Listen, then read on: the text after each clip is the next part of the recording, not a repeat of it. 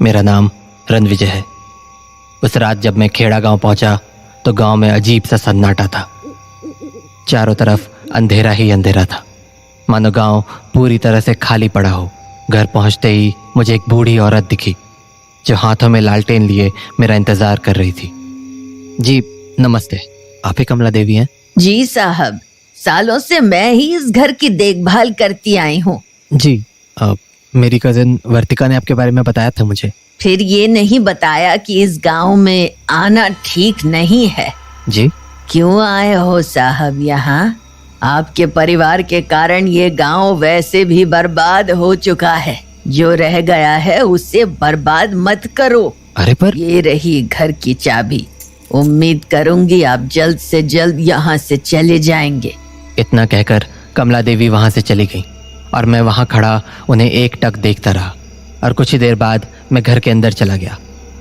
मैं खेड़ा गांव पहली बार आया था। हालांकि मेरी कज़न, मेरे ताऊ जी की बेटी वर्तिका मुझे कई बार यहाँ बुलाती थी, पर पापा के मना करने के कारण मैं यहाँ कभी नहीं आ पाया था। उस रात मैं अपने कमरे में बैठकर डायरी लिख रहा था। आज शाम जब मैं खेड़ा गांव पहुँचा तो सब कुछ वाकई अजीब था, जैसा वर्तिका बताया करती थी। काश मैं यहाँ पहले आया होता तो वर्तिका की कुछ मदद कर पाता और वो ऐसे अचानक गांव से लापता नहीं हुई होती। पर इन सबसे ज़्यादा मुझे परेशान कमला देवी की बातों ने किया। न जाने वो ऐसा क्यों कह रही थी कि मुझे इस गांव में नहीं आना चाहिए था। क्या ये गांव सच में अजीब है?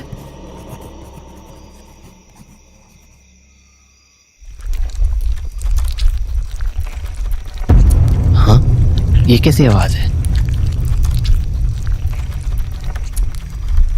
हाँ, ऐसा लग रहा है जैसे आवाज सामने वाले कमरे से आई है। जाकर देखता हूँ। कमरे में पहुंचने के बाद मैंने हर तरफ देखा, पर मेरी समझ में नहीं आया कि आखिर वो आवाज़ें आ कहाँ से रही थी। तभी मेरी नज़र वहाँ रखी अलमारी पर पड़ी, क्योंकि सबसे ज़्यादा आवाज़ वहीं से आ रही थी। अलमारी खोलने पर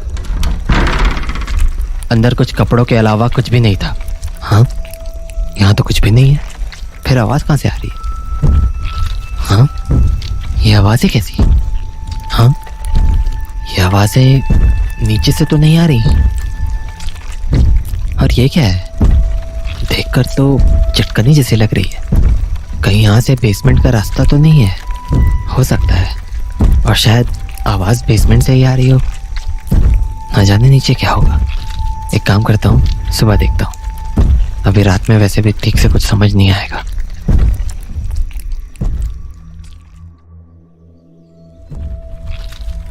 तो अगली सुबह मैं वापस उसी कमरे में चला गया जहाँ से मुझे आवाज़ें सुनाई दे रही थी। बेसमेंट से वो आवाज़ें अब भी आ रही थी। तो मैंने फर्श पर लगी चिटकनी पकड़ी और उसे खोल दिया। चिटकनी के खुलते ही एक ज़ोर की आवाज़ हुई और मुझे नीचे जाने के लिए सीढ़ियाँ दिखने लगी। सुबह का वक्त होने के बावजूद भी अंदर काफ़ी अंधेरा था, इसलिए मैंने एक टॉर्च ली और बेसमेंट की तरफ नीचे उतर गया। नीचे मुझे दिख तो कुछ भी नहीं रहा था, पर वहाँ पहुँचने के बाद मुझे वो आवाज़ें और भी ज़ोर से सुनाई देने लगी थी। मैं उन आवाज़ों का पीछा करते हुए थोड़ा ही आगे आया था कि मुझे रास्ते में कुछ रेंगते हुए केंचुए दिखे। मैंने उन पर ध्यान नहीं दिया और आगे बढ़ता रहा।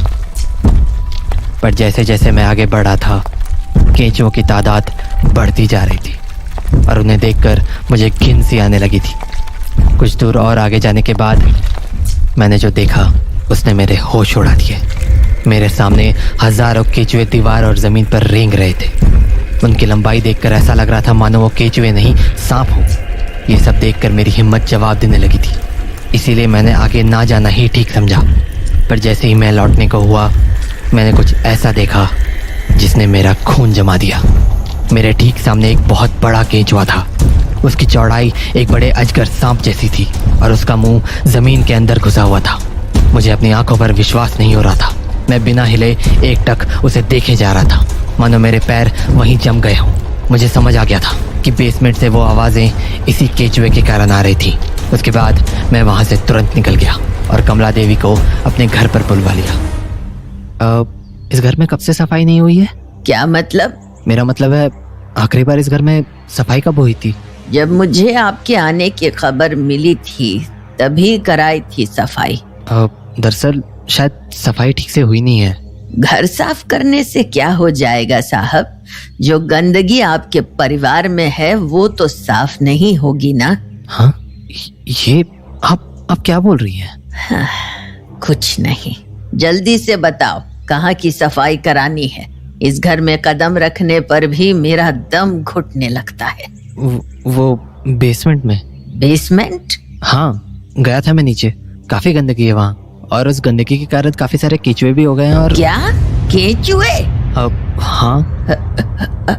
आप केचुओं के बीच गए थे? हाँ, पर मैं कोई शौक से नहीं गया था, मैं तो बस बेसमेंट चेक करने गया था, तो मुझे वहाँ केचुए दिख गए और एक अजीब सा बड़ा केचुआ भी दिखा। पता नहीं वो क्या था। पर क्या बड़ा केचुआ? हाँ। आपको वो बड़ा केचुआ लगा? हाँ, पर मुझे ठीक से नहीं पता। अरे आपका दिमाग तो ठीक है, होश तो नहीं खो बैठे हो? जी, मैंने आपसे कहा था ना, आपको इस गांव में नहीं आना चाहिए था। क्यों नहीं मान रहे हो मेरी बात? अरे अब भी वक्त है, निकल जाओ यहाँ से। आपके परिवार के चक्कर में आधे से ज्यादा गांव खत्म हो चुका है। बचा कुचा जो रह गया है उसे तो बख्श दो। भगवान के लिए यहाँ से चले जाओ, वरना आप तो नहीं ही बचोगे, ये गांव भी नहीं बचेगा।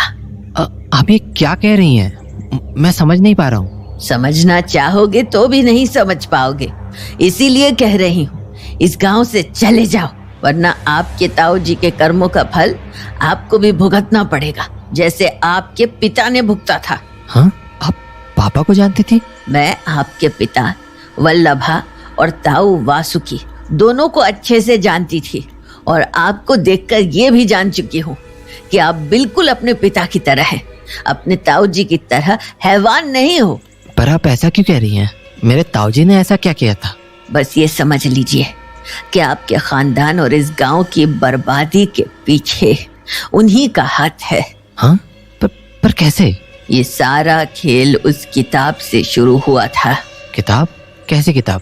पता नहीं वो कैसी किताब थी या कौन सी किताब थी, मुझे बस इतना पता है कि आपके ताऊ जी वासुकी के पास एक किताब हुआ करती थी जो वो अपने टेबल की दराज में रखते थे। पर एक दिन आपके पापा ने वो किताब चुरा ली और उसे इस गांव से कहीं दूर फेंकने जाने लगे।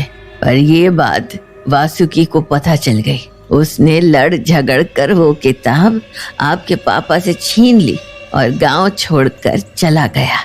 बस उसी के बाद से इस गांव को मानो श्राप मिल गया हो। आपके पापा ने चीजें ठीक करने की बहुत कोशिशें की, पर तब बहुत देर हो चुकी थी। वासुकी के कारनामों का अंजाम आपके पिता को भी भुगतना पड़ा। उनकी तबीयत बहुत खराब रहने लगी। जब उन्हें समझ आ गया कि अब वो कुछ नहीं कर सकते, तो अपने आखिरी समय में वो आपके पास चले गए। शायद इसलिए वो मुझे यहाँ आने से मना किया करते थे। अब भी वक्त है, छोड़ दीजिए ये गांव, वरना परिणाम बहुत भयंकर होगा। इसमें आपकी गलती नहीं है, बस ये समझ लीजिए कि आपका खून ही खराब है। कमला देवी से बात करने के बाद पूरे दिन मेरे दिमाग में वही बातें चलती रहीं। तो उस रात मैं अपने कमरे में बैठा ही था कि मुझे कमला देवी की कही बात याद आ गई कि कैसे मेरे ताऊ जी अपनी दराज में उस किताब को रखा करते थे। तो मैंने भी उस टेबल की दराज खोल दी, इस उम्मीद से कि क्या पता मुझे वही किताब मिल जाए। पर अंदर किताब तो नहीं थी, लेकिन हाँ, एक डायरी ज़रूर पड़ी थी जिसके पहले पन्ने पर मेरे पापा का नाम लिखा हुआ था। हाँ, ये तो पापा की डायरी लगती है। पढ़ के देखता हूँ, क्या पता इसमें उन्होंने उस किताब के बारे में कुछ लिखा हो। उसके बाद मैं पापा की लिखी डायरी पढ़ने लगा। उनकी ज़्यादातर बातें उनके और उनके बड़े भाई वासुकी को लेकर थी, पर फिर धीरे धीरे अपने भाई को लेकर उनका नज़रिया पूरी तरह बदल गया। उन्होंने लिखा था कि मेरा और मेरे बड़े भाई के बीच का रिश्ता हमेशा अच्छा था। मैं उनकी सारी कई बातें माना करता था, पर एक बार मैंने उनके लिए कुछ ऐसा कर दिया जिसके कारण हमारा पूरा खानदान, गांव सब बर्बाद हो गया।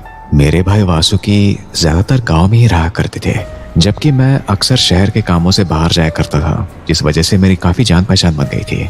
तो भैया को जब भी कुछ जरूरत पड़ती थी वो मुझसे कह दिया करते थे और मैं उन्हें वो सामान ला कर दे दिया करता था।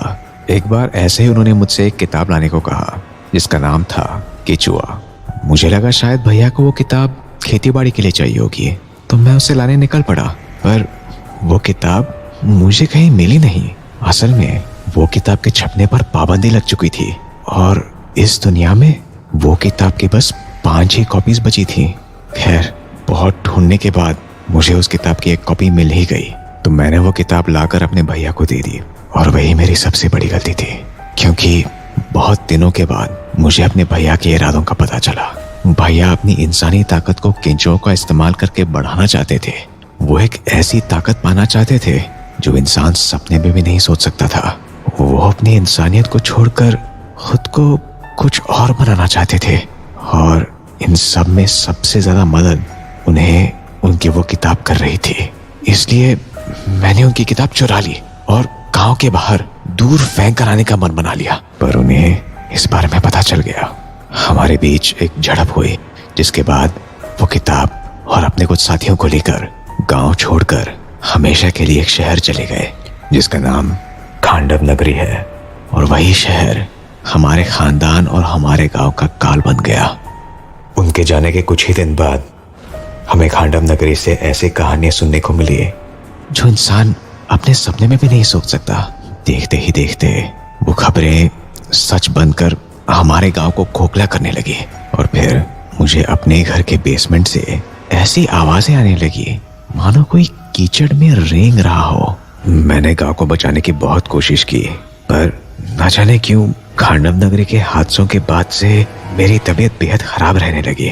और देखते ही देखते मेरी हालत इतनी ज्यादा बुरी हो गई कि अब मुझे अंदाजा हो गया है कि मैं अब नहीं बचूंगा। इसलिए अब मैं ये गांव छोड़कर अपने बेटे के पास जा रहा हूँ। मैं यही कोशिश करूंगा कि जो मैंने झेला वो मेरे बेटे को ना झेलना पड़े। मतलब वर्तिका सही कह रही थी। इस गांव में सचमुच और इसलिए पापा मुझे यहाँ आने से रोक रहे थे, और इसलिए कमला देवी भी मुझे यहाँ से चले जाने को कह रही हैं। मुझे कमला देवी से बात करनी पड़ेगी।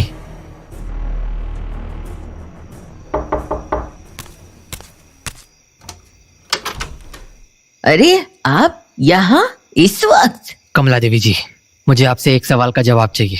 कैसा सवाल? यही कि खांडव नगरी कहाँ है। क्या आपको इस बारे में कहाँ से पता चला? फिलहाल वो जरूरी नहीं है, आप बस मुझे ये बता दीजिए कि खांडव नगरी कहाँ है। अरे पागल हो चुके हैं क्या आप जानते भी हैं वो कैसी जगह है? इंसान तो छोड़ो, वहाँ एक चींटी भी पैर नहीं रखती। तबाह हो चुका है वो शहर। सालों से वो शहर वीरान पड़ा है। भगवान के लिए वहाँ मत जाओ, वरना अंजाम इतना बुरा होगा कि आप सोच भी नहीं सकते। मैं आपकी बात समझ रहा हूँ कमला देवी जी, पर आपने ही बोला था ना कि ये सब मेरे परिवार के कारण हुआ है। तो बस मेरे पास एक यही मौका है इस चीज को ठीक करने का। आप जिस किताब की बात कर रही थी, मुझे भरोसा है कि वो किताब वही मिलेगी, और एक बार मैंने वो किताब खत्म कर दी, उसके बाद सब कुछ ठीक हो जाएगा। चीजें दोबारा ठीक हो जाएंगी। चीजें इतनी आसानी से खत्म नहीं होंगी रणविजय बाबू। क्या मतलब? आपके पास कोई और रास्ता है? रास्ता तो है, पर पता नहीं उससे भी ये सब खत्म होगा या नहीं। लेकिन शायद ये समस्या दब जरूर जाए। पर रास्ता क्या है? अगर इस गांव की जमीन पर आपके खानदान का कोई भी अंश मौजूद नहीं होगा, तो शायद इस समस्या को दबाया जा सकता है। इसका मतलब कि आपको ये गांव छोड़ना ही होगा। ये सब कुछ आपके ताऊजी से ही शुरू हुआ है, जिसका असर आपके पापा पर पड़ा, फिर आपके ताऊजी की बेटी वर्तिका पर, और अब आप वापस वहीं जाना चाहते हैं जहां से इस गांव की तबाही की शुरुआत हुई। मेरी बात मानिए, खांडव नगरी में अब कुछ नहीं बचा है। मत जाइए वहां। मुझे वहां जाना ही होगा कमला देवी जी। मुझे भरोसा है कि मैं ये सब ठीक कर सकता हूँ। एक बार वो किताब मेरे हाथ लग गई तो उसे मैं वहीं जलाकर खत्म कर दूंगा। और अगर तब भी चीजें ठीक नहीं हुई तो क्या आप दूसरा रास्ता चुनोगे? हाँ, मैं आपको वादा करता हूँ, अगर मेरे किताब जलाने से कुछ भी नहीं हुआ तो मैं दूसरा रास्ता जरूर अपनाऊंगा। ठीक है, उम्मीद करूंगी आप सफल हों। खांडव नगरी का नक्शा मेरे पास है, मैं देती हूँ आपको। उसके बाद मैं कमला देवी से वो नक्शा लेकर खांडव नगरी चला गया। जैसा कमला देवी ने बताया था, खांडव नगरी वैसी ही थी। पूरा शहर मानो बरसों से वीरान पड़ा हुआ था और हर तरफ सब कुछ तहस नहस हो चुका था, मानो शहर से कोई बवंडर गुजरा हो। कुछ दूर चलने पर मुझे सिटी लाइब्रेरी दिखी। न जाने क्यों, पर मुझे ऐसा लगा कि हो ना हो वो किताब मुझे यहीं मिल सकती है। तो मैं उस लाइब्रेरी के अंदर चला गया। लाइब्रेरी के अंदर की स्थिति और भी भयानक थी। हर तरफ किताबें बिखरी पड़ी थी और सारे बुक शेल्फ्स टूटे पड़े थे। पर उससे भी ज्यादा खौफनाक थे वहाँ के कंकाल, जो हर जगह जमीन पर बिखरे पड़े थे। कुछ कंकाल दीवार से झूल रहे थे तो कुछ सीलिंग से। इतना सब कुछ देखकर मैं इतना ज्यादा घबरा गया कि मेरे हाथ पांव सब कांपने लगे। पर फिर भी मैं आगे बढ़ता रहा। जैसे जैसे कंकाल बढ़ते जा रहे थे, मुझे एहसास होने लगा था कि मेरे सामने कुछ बहुत भयानक आने वाला है। और हुआ भी वही। कुछ ही दूर चलने के बाद मुझे एक बड़ी सी दीवार दिखी, जिससे 5 भेड़ियों के सर लटक रहे थे और उनके ठीक नीचे एक पोडियम था। जब मैंने उस पोडियम को गौर से देखा तो उसके ऊपर एक किताब रखी थी। मैं भागकर उस पोडियम के पास चला गया और उस किताब को देखने लगा। उस किताब में अजीबोगरीब केचुए बने हुए थे। उसे देखकर मुझे समझ आ गया कि हो ना हो ये वही किताब है। किताब का नाम पढ़ने के लिए जब मैंने उसे बंद किया तो उसके कवर पेज पर केचुआ लिखा था। मैं उस किताब को देखकर काफी खुश हो रहा था, पर तभी आसपास की सारी चीजें हिलने सी लगी, मानो कोई भूकंप आया हो। और जब मेरी नज़र अपने आसपास पड़ी तो मेरे होश उड़ गए। चारों तरफ से केंचुए मेरी ओर रेंग कर चले आ रहे थे। इससे पहले कि मैं कुछ समझ पाता, मेरे सामने एक जोर की आवाज़ हुई, मानो धरती फटी हो। जब मैंने सामने की ओर गौर से देखा तो मेरी आंखें फटी की फटी रह गई। मेरे सामने एक विशाल केंचुआ खड़ा था। पर यह तो बस शुरुआत थी। आगे जो मैंने देखा उसने मेरे अंदर इतनी ज़्यादा दहशत पैदा कर दी कि मैं पत्ते की तरह कांपने लगा। उसका बाकी का शरीर तो आम केंचुए जैसा था, पर ऊपरी हिस्सा इंसानों जैसा था। और तो और उसका एक चेहरा भी था। वो चेहरा किसी और का नहीं बल्कि मेरे ताऊजी का था। ताऊजी, मेरे बच्चे, स्वागत है तुम्हारा मेरी दुनिया में। स्वागत है।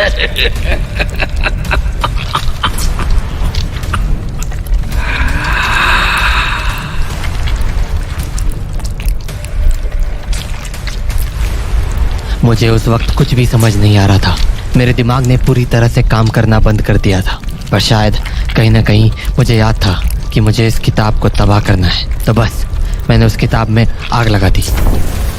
जैसे ही वो किताब जलना शुरू हुई, हर तरफ से एक अजीब सी चीख सुनाई देने लगी और फिर एक झटके में सब कुछ शांत हो गया और ताऊजी के साथ वो सारे केंचुए ज़मीन के अंदर चले गए। मुझे ठीक से तो नहीं पता कि उस वक्त हुआ क्या था, पर उसका कुछ ना कुछ रिश्ता इस किताब के जलने से ज़रूर था। उसके बाद जब मैं वापस खेड़ा गांव लौटा तो मेरे मन में थोड़ी खुशी और सुकून भी था। पर जैसे ही मैंने ये सारी बातें अपनी डायरी में लिखकर उसे बंद किया, मुझे सामने वाले कमरे से दोबारा वैसी ही आवाज़ें आने लगी, जिसे सुनकर मैं ये समझ गया कि इस गांव में ये खतरनाक केंचुए अभी भी ख़त्म नहीं हुए। और मुझे अपने पापा की डायरी में लिखी बात याद आ गई। उन्होंने लिखा था कि इस दुनिया में उस किताब की बस 5-6 कॉपीज बची है और मैंने उनमें से बस एक ही कॉपी चलाई थी, यानी 4 कॉपीज अभी भी बाकी थी। और मुझे कमला देवी की बात भी याद थी। अगर इस गांव की जमीन पर आपके खानदान का कोई भी अंश मौजूद नहीं होगा तो शायद इस समस्या को दबाया जा सकता है। तो बस उसके बाद मैंने वो गांव हमेशा के लिए छोड़ दिया।